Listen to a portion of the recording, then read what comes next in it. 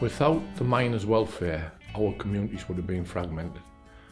Our communities were brought together by the social welfare side of the mining communities. The Miners' Institute, the Miners' Welfare Hall, the cricket teams, the football teams, they brought our community together and allowed us to be a community.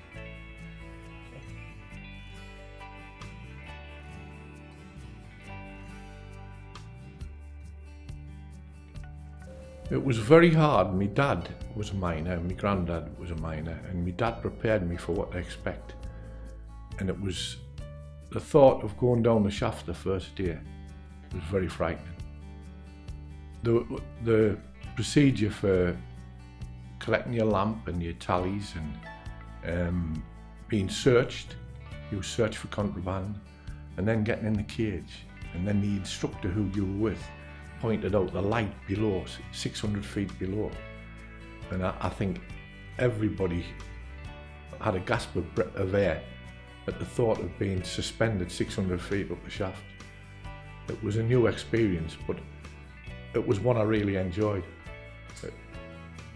Going down in the dark and the speed up of the cage, and then the sudden slow descent into the pit bottom, and then the thought of relief is the shaft attendant opened the gate and you stepped out in a big whitewashed roadway. I think that was a marvellous experience.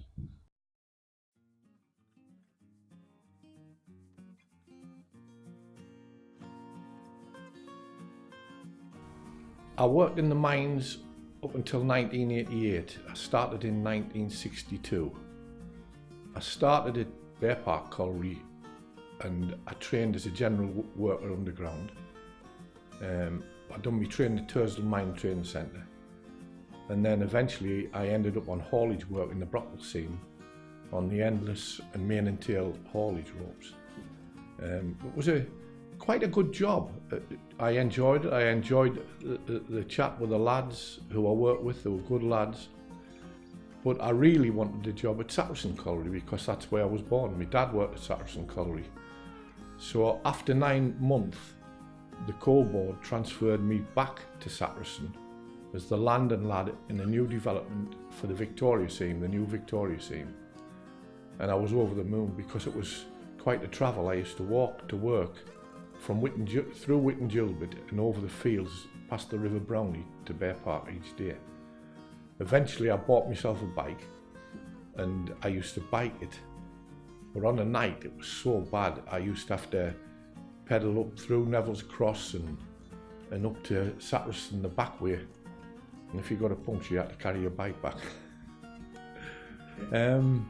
Shortly after being at Saracen I was involved in material handling and moving empty tubs, full tubs.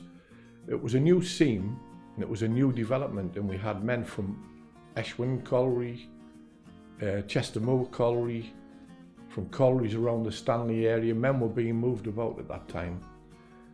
But eventually, when I came to about 17 and a half, I was sent for my training at Kimblesworth Colliery. But there was a bit of a problem with the training positions on the training list. At that time I was going to Durham College. I was studying at Durham College, and eventually they brought me back for a couple of months, and then they sent me into the number 6 area, the coal board, to Kibblesworth Colliery to train in the busty seam, the bottom busty seam, as a filler and coal ewer, ripper. I was there for about 4 months, and then they sent me to the hand and hold. And when I was called to the training office, and the training officer told me that they were going to close the colliery and that I had to keep it to myself. They were going to close the training phase first. There was a lot of problems because the lads weren't being trained. They were being put on other jobs instead of training to make up the manpower. Eventually I was at the hand and hold, and I was training on a conventional coal face with a Samson multi-jib, so that we took the full seam. It was quite an experience because they didn't set full timber, they set props. with a head every 2 foot. And I didn't like that scene. I didn't like it at all. It was quite frightening. Eventually, I completed me training on the machine, and then I went into the stable hall where I started training for to be a ewer for 20 days. And after that, I was moved on to pulling and drawing, where we were drawing the coal face off. And that was a new experience. That was a frightening experience, where you withdrew the timber and the chocks and the roof was allowed to fall. And there was very little room. We were working in about 20 inches. So when the weight came on and the roof came down, it was like thunder, and you had to move quick. You had to be like a whippet running through or crawling through the coal face.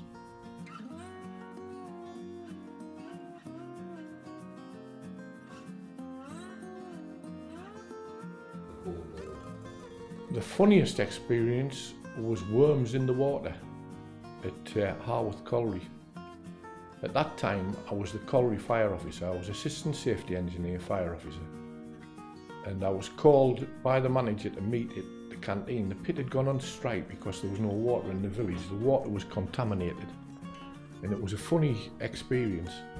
We had 1,900 houses but didn't have any water, and a contaminated system right throughout the village.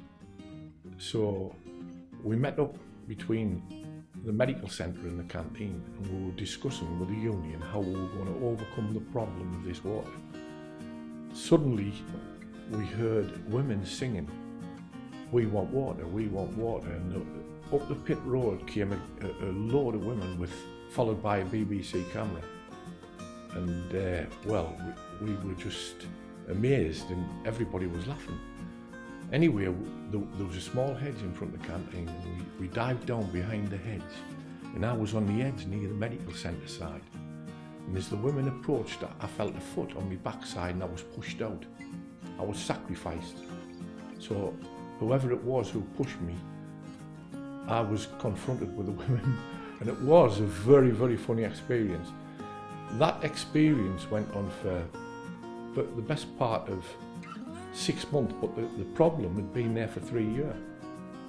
So I decided the best way to get around it was to get some water tanks, and I kept turning on the water supply to the village from the town mains, but I kept getting into trouble, and eventually they put a police officer on the town mains.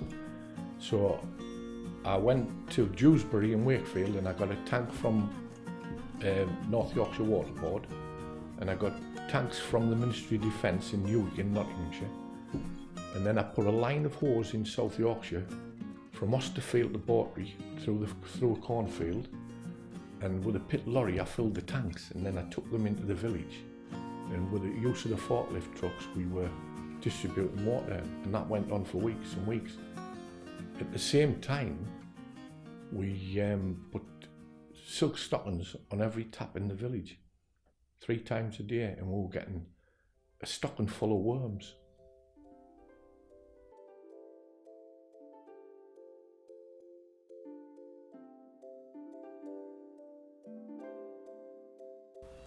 The welfare was marvellous. I mean, we were allowed to join the Miners' Institute at 12, so we could play dominoes, we could go into the reading rooms, we could play billiards, but we weren't allowed to play skittles or snooker. There was loads of facilities. We had a picture house, we had a dance hall, everything we needed at the parks, the cricket field, the football team. We had everything was run through the welfare. The village welfare through the mining communities was a very successful organisation. They run carnivals, they run fetes, they run everything what happened in the village, and they were a good group of people. They were all volunteer people, just similar to what we do here.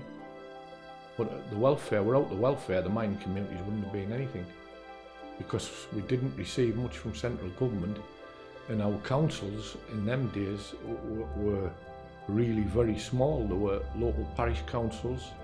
The county council didn't have many facilities, so we relied on the welfare.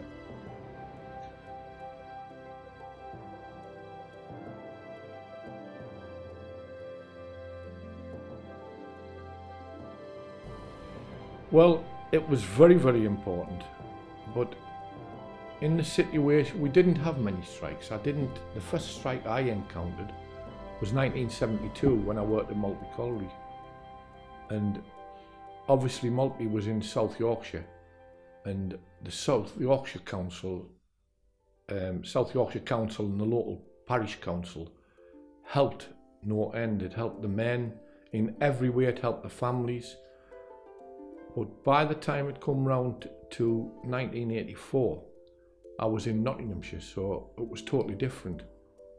I was one of 70 men on strike, and the reason I came out on strike was they were intent on destroying the coal industry. What a lot of people didn't understand was the politics of the coal industry at that time. They were starving the industry of investment. The government itself was investing heavily in South Africa.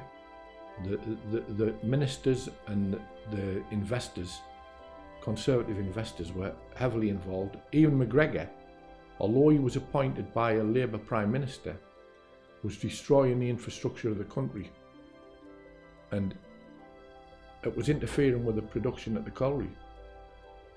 We were running out of manpower at the finish when they started to make men redundant. And in our village, we didn't get any support. The 70 of us were classed as renegades. We weren't even allowed to use the welfare. We weren't allowed to use the Miners' Institute. We weren't allowed in the parish hall. We went to a meeting in the parish hall with our MP, and the police wouldn't allow us in. And when we did get in, the police wouldn't leave because they said we would damage the hall. And yet, out of all the lads, many of them were retained firemen, many of them were in the Mines Rescue Service, and I wouldn't think there'd be more than 2 out of 70 who would have ever been in trouble with the police. At that time, we did get assistance from the Durham Miners Association and the lads at Wearmouth Colliery and Hawthorne and different collieries in Durham. They asked me to come up and speak at Sunderland University, and I give a talk with Davy Hopper and Jimmy Knapp at Sunderland University. And I mean, we did get plenty of help because there was always other people. The printers at Fleet Street, they came to our assistance. The people of Bury St Edmunds, a conservative place, Thetford in Norfolk, they all came. Some of our lads actually stayed in Thetford and Bury St Edmunds. But wherever we went, we were just castigated and classed as renegades.